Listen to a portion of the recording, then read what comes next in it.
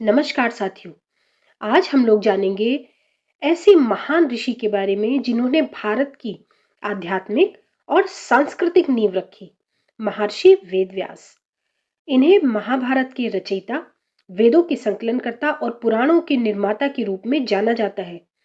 महर्षि वेदव्यास का जन्म द्वापर युग में हुआ था। इनका जन्म यमुना नदी के तट पर हुआ। इनके पिता थे महर्षि पाराशर और माता थी सत्यवती।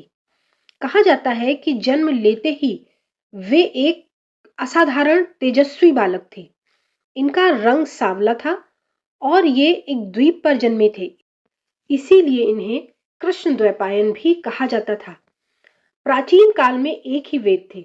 मानव जाति की सुविधा के लिए महर्षि व्यास ने एक वेद को 4 भागों में विभक्त कर दिया, जिन्हें हम अब ऋग्वेद, यजुर्वेद, सामवेद, अथर्ववेद के नाम से जानते हैं। इसी कारण उन्हें वेद व्यास कहा गया। उन्होंने ज्ञान को व्यवस्थित करके मानवता के लिए आसान बना दिया। महर्षि वेद व्यास की सबसे महान कृति है महाभारत। यह विश्व का सबसे बड़ा महाकाव्य है, जिसमें लगभग 1 लाख श्लोक हैं। कहा जाता है कि जब वे महाभारत की रचना कर रहे थे, तब उन्होंने लेखन के लिए भगवान श्री गणेश जी को आमंत्रित किया। गणेश जी ने शर्त रखी कि वे बिना रुके लिखेंगे और व्यास जी ने उनको कहा कि गणेश जी हर श्लोक को समझकर ही लिखेंगे। इस प्रकार इस अद्भुत ग्रंथ में अस्तित्व आया और इसकी रचना हुई। महर्षि व्यास ने 18 पुराणों की भी रचना की, जिनमें से प्रमुख हैं श्रीमद् भागवत पुराण, विष्णु पुराण एवं शिव पुराण। इन ग्रंथों में धर्म, भक्ति, ज्ञान और जीवन के रहस्यों का अति सुंदर वर्णन मिलता है। महर्षि व्यास केवल एक लेखक नहीं थे, बल्कि महाभारत की कथा के एक पात्र भी थे। वे हस्तिनापुर के राजा धृतराष्ट्र, पांडु और विदुर के जन्मदाता भी कहे जाते हैं।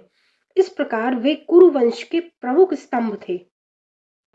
आषाढ़ मास की पूर्णिमा को गुरु पूर्णिमा कहा जाता है। इसे व्यास पूर्णिमा भी कहते हैं, क्योंकि यह महर्षि वेद व्यास की जयंती मनाने का दिन है। इस दिन शिष्य अपने गुरु के प्रति श्रद्धा और आदर प्रकट करते हैं। महर्षि व्यास का जीवन हमें सिखाता है ज्ञान को संरक्षित करना, धर्म का पालन करना, सत्य और न्याय का समर्थन करना एवं समाज कल्याण के लिए कार्य करना। उन्होंने मानवता को ज्ञान का अमूल्य खजाना दिया है। उनका संपूर्ण जीवन हमें प्रेरणा देता है कि हम ज्ञान प्राप्त करें और उस प्राप्त ज्ञान का उपयोग समाज के लिए करें। इन्हीं शब्दों के साथ आप सभी को मेरा जय श्री कृष्णा।